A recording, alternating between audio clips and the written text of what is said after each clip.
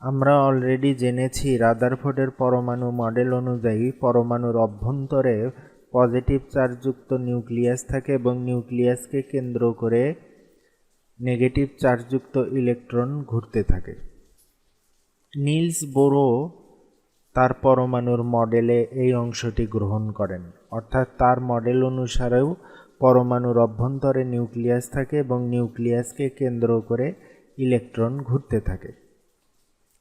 কিন্তু রাদারফোর্ডের পরমাণু মডেল কক্ষপথের প্রকৃতি ব্যাখ্যা করতে পারে না এবং ওই কক্ষপথে যে ইলেকট্রন থাকে তার শক্তি নির্ণয় করতে পারে না। নিলস বোর কক্ষপথের প্রকৃতি ব্যাখ্যা করেন এবং ওই কক্ষপথে অবস্থানরত ইলেকট্রনের শক্তি নির্ণয় করেন। রাদারফোর্ডের পরমাণু মডেল অনুযায়ী ইলেকট্রন নিউক্লিয়াসের চারপাশে অবস্থিত অসংখ্য কক্ষপথের যে কোনো একটিতে অবস্থান করতে পারে, কিন্তু নিলস বোর এই কক্ষপথকে সুনির্দিষ্ট করে দেন। তিনি বলেন ইলেকট্রন শুধুমাত্র কিছু সংখ্যক নির্দিষ্ট কক্ষপথে অবস্থান করতে পারে, অর্থাৎ এই সবগুলো কক্ষপথেই ইলেকট্রন থাকবে না, বরঞ্চ এই কক্ষপথগুলোর মধ্য থেকে নির্দিষ্ট সংখ্যক এবং নির্দিষ্ট শক্তির কক্ষপথে ইলেকট্রন অবস্থান করে।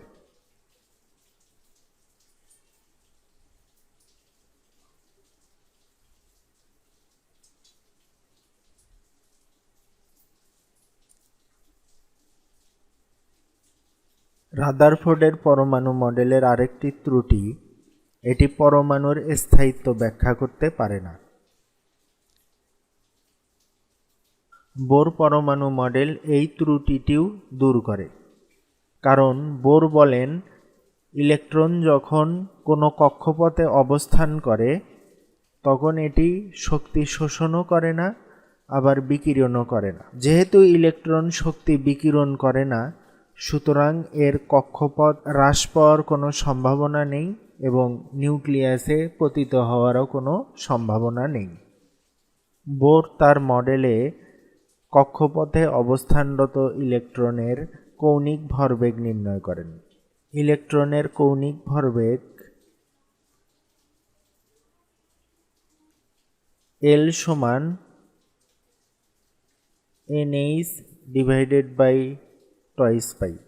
এখানে H সমান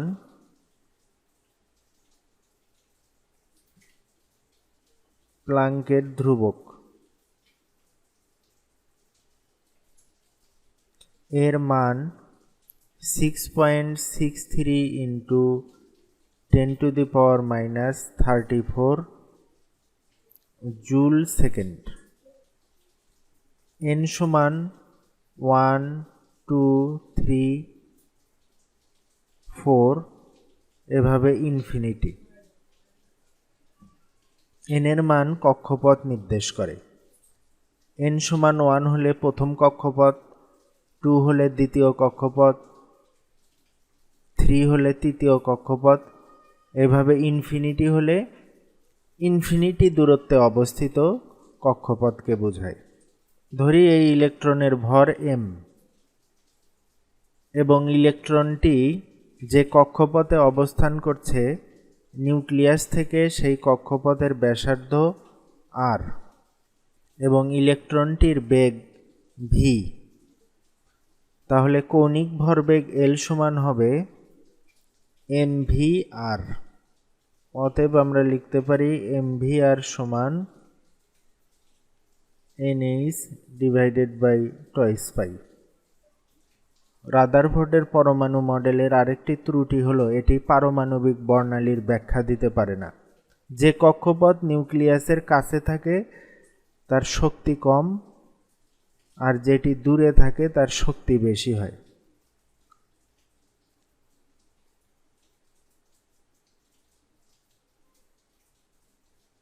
নিউক্লিয়াসের কাছে যে কক্ষপথ থাকে তার শক্তি কম হয়। নিউক্লিয়াস থেকে কক্ষপথের দূরত্ব যত বাড়ে তার শক্তি তত বাড়ে। এই কক্ষপথগুলোর জন্য n এর মান হবে 1, 2, 3। ইলেকট্রন যখন নিম্ন শক্তি স্তর থেকে উচ্চ শক্তি স্তরে গমন করে তখন শক্তি শোষণ করে।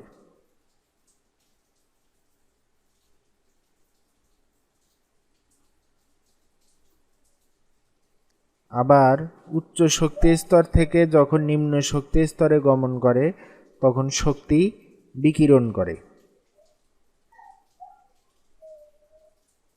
ইলেকট্রনের এই শক্তির শোষণ এবং বিকিরণের ফলেই পারমাণবিক বর্ণালীর সৃষ্টি হয়। ধরি 2 নম্বর শক্তি স্তরে একটি ইলেকট্রন আছে। এটি 2 নম্বর শক্তি স্তর থেকে এই ইলেকট্রন যদি 3 নম্বর শক্তি স্তরে আসে তাহলে শক্তি শোষণ করবে, আর শক্তি শোষণের ফলে শোষণ বর্ণালীর সৃষ্টি হয়।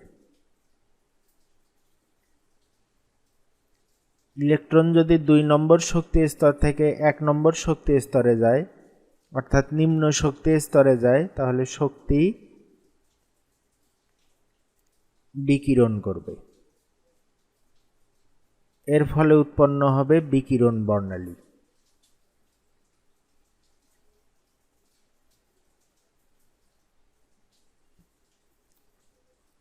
আর পারমাণবিক বর্ণালী মূলত বিকিরণ বর্ণালী।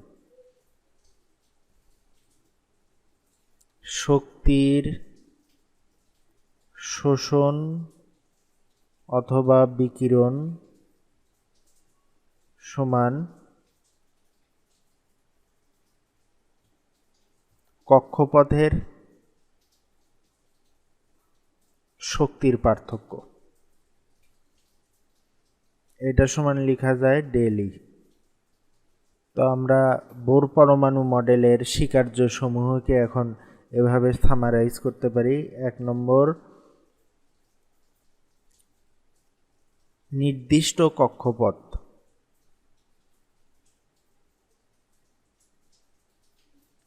অর্থাৎ ইলেকট্রন পরমাণুর অভ্যন্তরে নির্দিষ্ট শক্তির কক্ষপথে অবস্থান করে।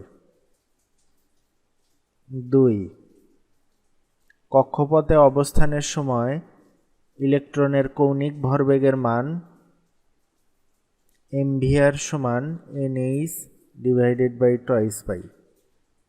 3 নম্বর, ইলেকট্রন যখন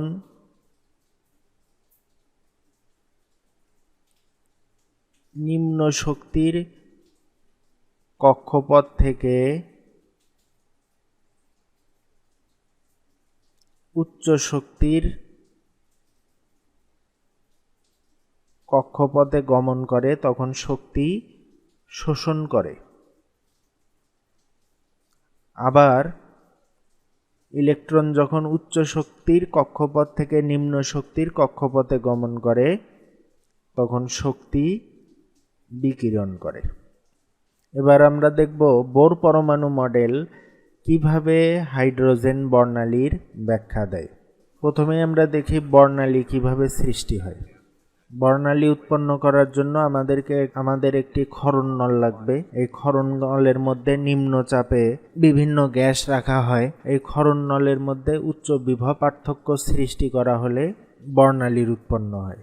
যখন উচ্চ বিভব সৃষ্টি করা হয় তখন বাইরে থেকে শক্তি এই টিউবের গ্যাসের মধ্যে প্রয়োগ করা হয়। ফলে গ্যাসের ইলেকট্রন সমূহ সেই শক্তি শোষণ করে নিম্ন শক্তি স্তর থেকে উচ্চ শক্তি স্তরে যায়। পর মুহূর্তেই ইলেকট্রনগুলো শক্তি বিকিরণ করে নিম্ন শক্তি স্তরে ফিরে আসে এবং বর্ণালীর সৃষ্টি করে।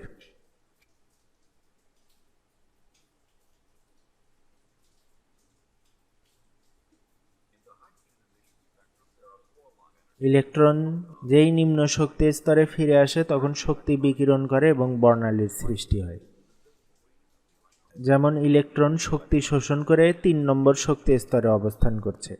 যেই নিম্ন শক্তি স্তরে ফিরে আসে শক্তি বিকিরণ করে এবং বর্ণালীর সৃষ্টি হয়। এভাবে একটি ইলেকট্রন 4 নম্বর শক্তি স্তরে অবস্থান করছে।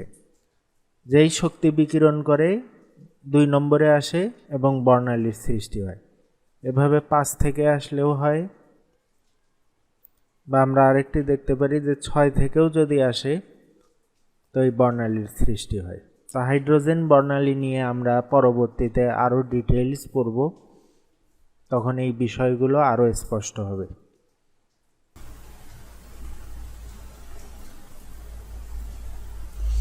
বোর তত্ত্বের সাহায্যে হাইড্রোজেন সদৃশ পরমাণুর এনতম কক্ষপথের ব্যাসার্ধ নির্ণয়। হাইড্রোজেন সদৃশ পরমাণু বলতে বোঝায় যেসব পরমাণু বা আয়নে একটি মাত্র ইলেকট্রন থাকে। ধরি হাইড্রোজেন সদৃশ পরমাণুর এনতম কক্ষপথে একটি ইলেকট্রন ভি বেগে ঘুরছে। ইলেকট্রনটির ভর এম এবং চার্জ ই। ইলেকট্রনটি যে কক্ষপথে অবস্থান করছে সেই কক্ষপথের ব্যাসার্ধ ধরে নিলাম আমরা আর। কুলম্বের সূত্রানুসারে নিউক্লিয়াস এবং ইলেকট্রনের মধ্যকার স্থির বৈদ্যুতিক আকর্ষণ বল হবে এফই সমান নিউক্লিয়াসের চার্জ এবং ইলেকট্রনের চার্জের গুণফল জেডি গুণন ই ডিভাইডেড বাই এই চার্জদ্বয়ের মধ্যবর্তী দূরত্বের বর্গের ব্যস্তানুপাতিক। কুলম্বের এই সূত্রটা আমরা লিখলাম সিজিএস এককে। যদি এই সূত্রটা আমরা এসআই এককে লিখতাম তাহলে এই জায়গায় আমাদের একটা ধ্রুবক বসাতে হতো 1/4 পাই এপসাইলন নট। এখন প্রশ্ন হলো এই জেডি কিভাবে আসলো? ইলেকট্রন এবং প্রোটনের চার্জ পরস্পর সমান, সুতরাং আমরা বলতে পারি একটি প্রোটনের চার্জ ই। নিউক্লিয়াসে যদি জেড সংখ্যক প্রোটন থাকে তাহলে জেড সংখ্যক প্রোটনের চার্জ হবে জেডি। এখান থেকে আসলো জেডি ইলেকট্রনের charge e divided by R square. Electron যেহেতু নিউক্লিয়াসকে কেন্দ্র করে ভি বেগে ঘুরছে, সুতরাং এখানে একটা কেন্দ্র বিমুখী বল তৈরি হবে। সেই কেন্দ্র বিমুখী বলের মান এফসি সমান এমভি স্কোয়ার ডিভাইডেড বাই আর। রাদারফোর্ডের পরমাণু মডেল অনুযায়ী স্থির বৈদ্যুতিক আকর্ষণ বল এবং ইলেকট্রনের কেন্দ্র বিমুখী বল পরস্পর সমান। সুতরাং আমরা এখান থেকে এখন লিখতে পারি এফই সমান Z E square divided by R square equal M V square divided by R. সমীকরণটির উভয় পক্ষে আমরা এম দ্বারা গুণন করি।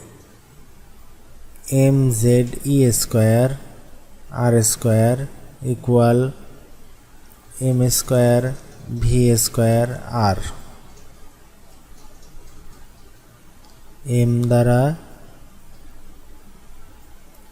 গুণ করে এবার আমরা এই সমীকরণটাকে একটু রিঅ্যারেঞ্জ করে নিই। এই সিঙ্গেল আরটাকে এক পাশে রেখে দেব। আর সমান m square V square R square divided by m Z E square. এখান থেকে আমরা লিখতে পারি m v r square divided by m Z E square.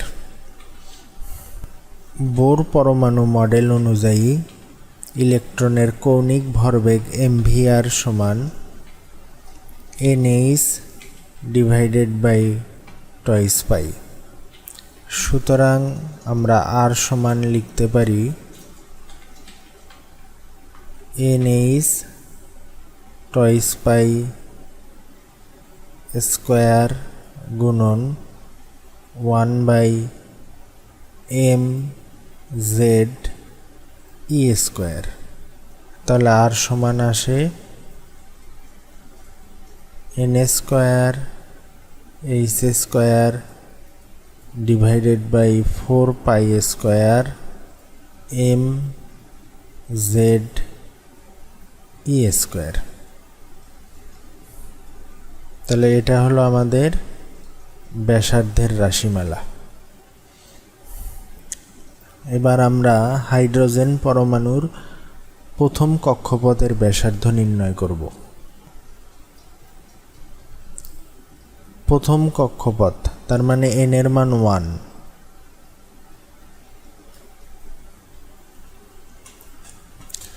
আমরা ব্যাসার্ধের রাশিমালা নির্ণয় করলাম সিজিএস পদ্ধতিতে, কারণ এখানে কুলম্বের সূত্র সিজিএস পদ্ধতিতে ব্যবহার করা হয়েছে। সিজিএস পদ্ধতিতে এইচ এর মান, প্লাঙ্কের ধ্রুবকের মান 6.63 ইন্টু 10⁻⁻27,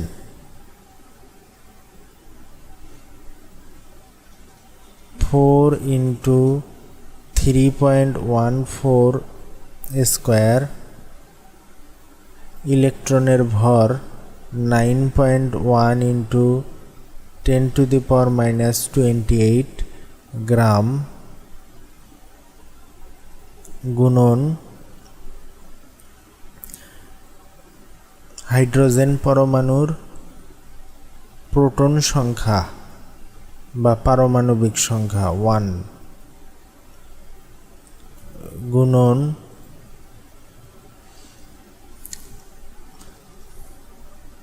সিজিএস পদ্ধতিতে ইলেকট্রনের চার্জ 4.8 ইন্টু 10⁻⁻10, 10 একক হলো ইএসইউ। ইএসইউতে ইলেকট্রোস্ট্যাটিক ইউনিট, এটা চার্জের আরেকটি একক, ইলেকট্রোস্ট্যাটিক ইউনিট বা ইএসইউ। এটা সমান আসে 0.53 into 10⁻⁻8 centimetre. 10⁻⁻8 centimetre equal 1 angstrom. সুতরাং আমরা লিখতে পারি 0.53 অ্যাংস্ট্রম। যেহেতু 10⁻⁻8 সেন্টিমিটার ইকুয়াল 1 অ্যাংস্ট্রম, এই 0.53 অ্যাংস্ট্রম এই মান ব্যবহার করে আমরা হাইড্রোজেন সদৃশ পরমাণুর n-তম কক্ষপথের ব্যাসার্ধ নির্ণয় করতে পারব। H square constant, 4π square constant, ইলেকট্রনের ভর কনস্ট্যান্ট, ইলেকট্রনের চার্জ কনস্ট্যান্ট। শুধুমাত্র পরমাণু ভেদে তার পারমাণবিক সংখ্যা বা প্রোটন সংখ্যার পরিবর্তন ঘটে এবং কক্ষপথের পরিবর্তন ঘটে। এই অংশটুকুর মান যদি আমরা বসাই তাহলে পাব 0.53 অ্যাংস্ট্রম গুণন n²/z। আমাদের এই মান যদি জানা থাকে তাহলে আমরা হাইড্রোজেন সদৃশ যে কোনো পরমাণুর যে কোনো কক্ষপথের ব্যাসার্ধ এই ফর্মুলা দিয়ে বের করতে পারবো। 0.53 অ্যাংস্ট্রম গুণন n²/z। এবার আমরা n-তম কক্ষপথে ইলেকট্রনের শক্তি নির্ণয় করব। ইলেকট্রনের শক্তি সমান ইলেকট্রনের গতিশক্তি প্লাস বিভব শক্তি। ইলেকট্রনের গতিশক্তি সমান 12 mv² প্লাস বিভব শক্তি সমান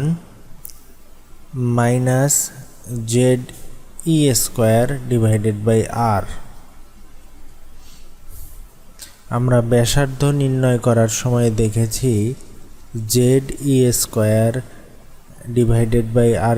ইকুয়াল mv²r। এখান থেকে আমরা লিখতে পারি ze²r ইকুয়াল mv²। এখন এই mv² এর মান আমরা এখানে বসাই 12 Z E square divided by R minus Z E square R. এখান থেকে আমরা পাই minus half Z E square divided by R. এখন এই সমীকরণে আর এর মান বসাই। হাফ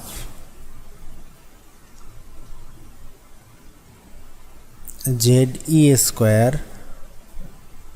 1/r আছে, সুতরাং এন স্কোয়ার এইচ স্কোয়ার গুণন 4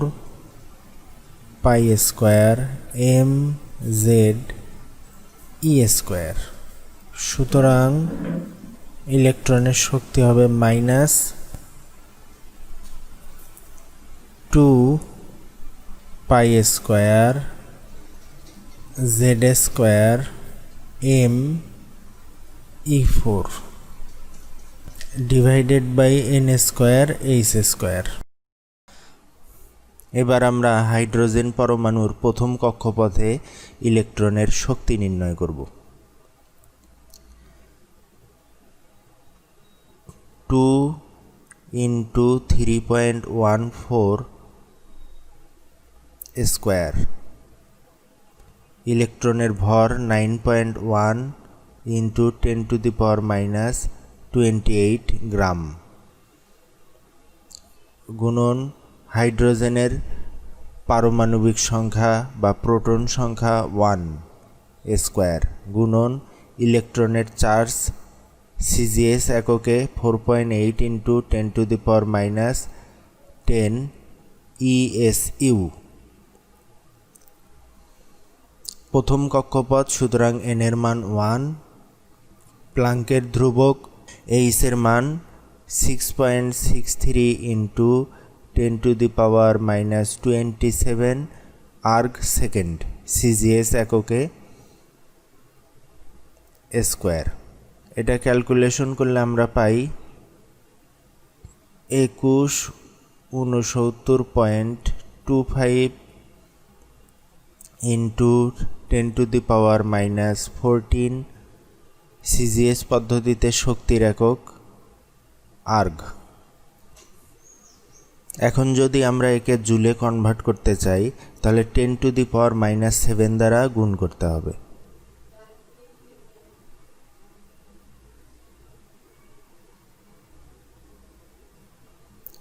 কারণ 1 আর্গ সমান 10⁻7 জুল। এবার আমরা একে ইলেকট্রন ভোল্টে কনভার্ট করব। শক্তির আরেকটি একক হলো ইলেকট্রন ভোল্ট। ইলেকট্রন ভোল্টে কনভার্ট করতে হলে এই মানটাকে ইলেকট্রনের কুলম্ব এককে যে চার্জ সেটা দ্বারা ভাগ দিতে হবে।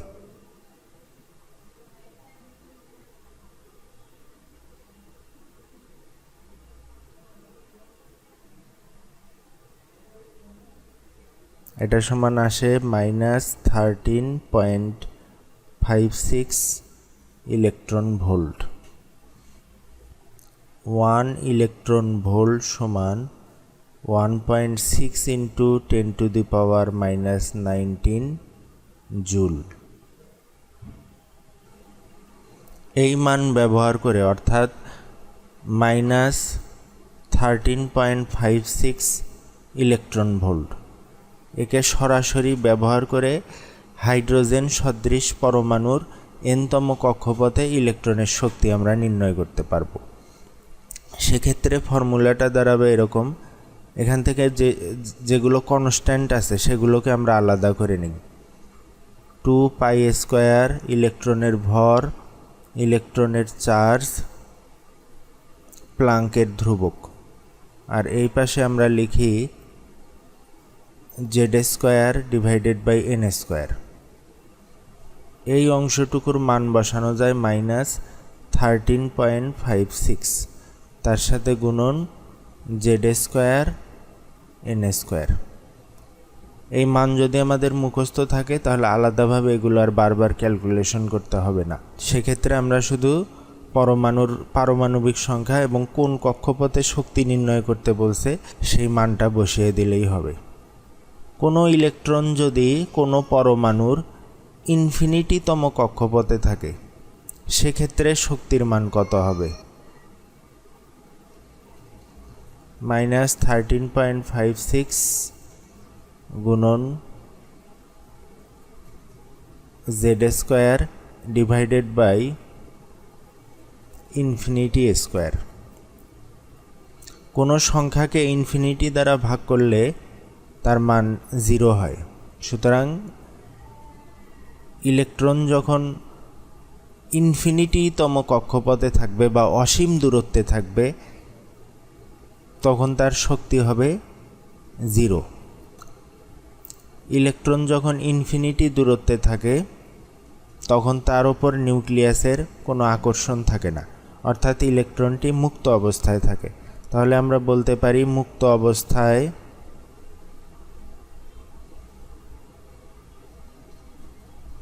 ইলেকট্রনের শক্তি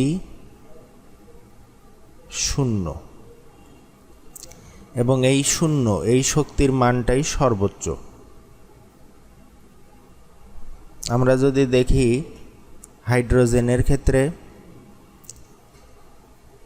n সমান যখন 1 তখন হাইড্রোজেনের প্রথম কক্ষপথে ইলেকট্রনের শক্তি -13.56 ইলেকট্রন ভোল্ট।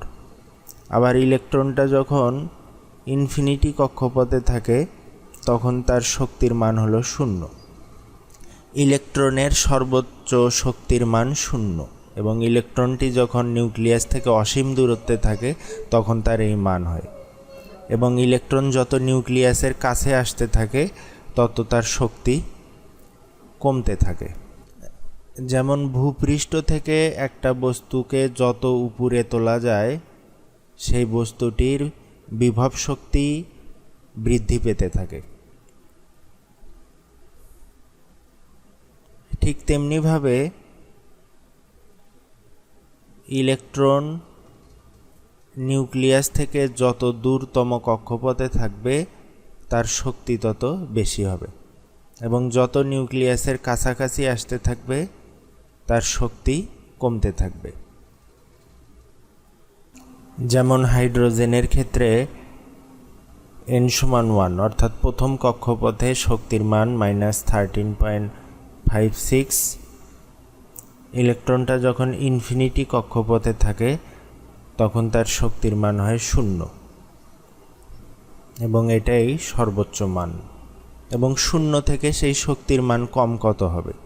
0 থেকে যদি আমরা কোনো ছোট সংখ্যা কল্পনা করি অবশ্যই সেগুলো নেগেটিভ হবে, এজন্য ইলেকট্রনের শক্তির মান ঋণাত্মক হয়। বোর পরমাণু মডেল থেকে আমরা জানি ইলেকট্রনের কৌণিক ভরবেগ mvr সমান nh divided by toys pi. সুতরাং আমরা v সমান লিখতে পারি nh divided by toys pi mr। r সমান আমাদের জানা আছে, এখন r এর মান এখানে 1/r হিসাবে বসিয়ে দিতে হবে। nh টয়েস পাই m গুণন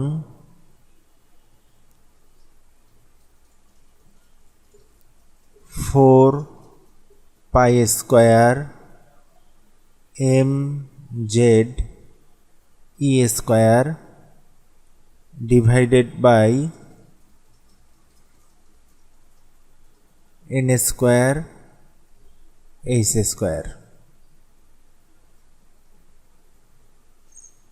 এটাকে সিম্পলিফাই করে আমরা পাই 2πze² ডিভাইডেড বাই nh। এবার আমরা হাইড্রোজেন পরমাণুর প্রথম কক্ষপথে ইলেকট্রনের গতিবেগ নির্ণয় করব।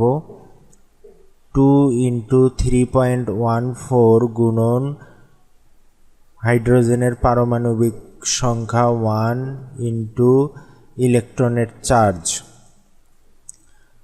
4.8 into 10⁻⁻10 ESU square divided by প্রথম কক্ষপথ n সমান 1 গুণন 6.63 ইন্টু 10⁻⁻27 আর্ক সেকেন্ড। এখানে ক্যালকুলেশন করে পাই 21.82 ইন্টু 10⁻⁷। সিজিএস পদ্ধতিতে বেগের একক সেন্টিমিটার পার সেকেন্ড।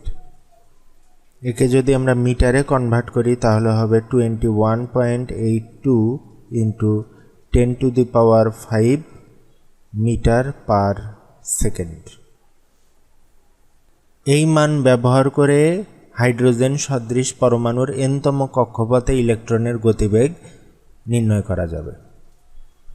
অর্থাৎ আমাদের যদি 21.82 ইন্টু 10⁵ মিটার পার সেকেন্ড এই মানটা মুখস্থ থাকে, তাহলে আমরা এই মান ব্যবহার করে যে কোনো হাইড্রোজেন সদৃশ পরমাণুর এনতম কক্ষপথে ইলেকট্রনের গতিবেগ নির্ণয় করতে পারবো। সেক্ষেত্রে ফর্মুলাটা হবে এরকম, এখানে কনস্ট্যান্টগুলোকে আলাদা করে নিই, ইন্টু ZN। এই অংশটুকুর মান 21.82 ইন্টু 10⁵। এখন আমরা Z এবং N এর মান বসিয়ে দিলেই অঙ্ক করতে পারবো। এখানে একটি বিষয় লক্ষ্য করো, ইলেকট্রনের বিভব শক্তি সমান -ZE² ডিভাইডেড বাই R, ইলেকট্রনের কেন্দ্র বিমুখী বল সমান mv² ডিভাইডেড বাই R। এগুলোর প্রতিপাদন দেখানো হয়নি। এগুলো প্রতিপাদন করার জন্য কিছু কিছু ক্ষেত্রে ক্যালকুলাস প্রয়োজন, এবং এই প্রতিপাদনগুলো তোমাদেরকে ফিজিক্সে শেখানো হবে। আর আজকে এই 6টি অঙ্ক তোমাদের হোমওয়ার্ক থাকবে, 1 2 3 4 5 6। লাস্ট যে ডেরিভেশনগুলো করলাম সেই সূত্রগুলো থেকেই এই অঙ্কগুলো দেয়া হয়েছে। তোমরা সবাই এই অঙ্কগুলো করবে এবং ছবি তুলে কমেন্ট বক্সে আপলোড করবে।